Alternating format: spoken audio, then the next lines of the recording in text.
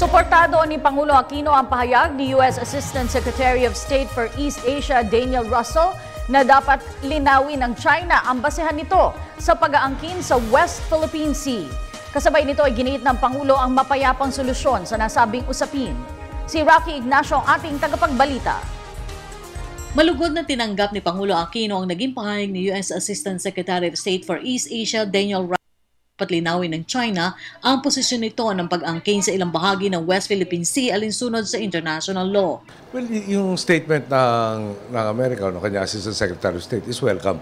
But at the end of the day, lahat ng bansa dito sa dispute na to, sa lahat ng public forum tayo aware, nagsasalita na adherence to international law. Matatag kasi ang posisyon ng Pilipinas na resolbahin ang usapin sa pinag-aagawang teritoryo sa ilalim ng United Nations Convention on the Law of the Sea o UNCLOS. Nauna nang kinilala ng iba pang ASEAN member economies ang pagbalangkas sa matibay na kasunduan upang tiyakin ang katatagan ng seguridad sa rehiyon.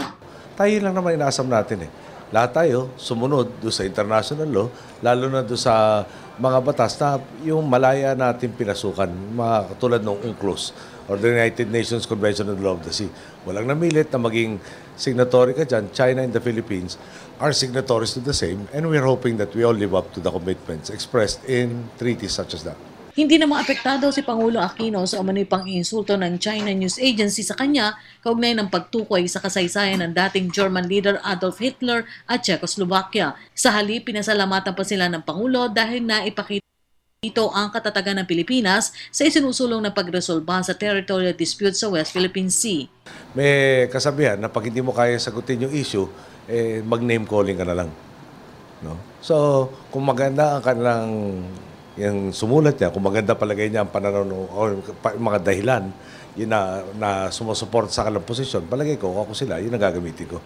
Pero kung mauwi na lang tayo sa pagtatawag ng yung pag-insulto, parang hindi mo mapanindigan yung inyong mga binitawang unang salita.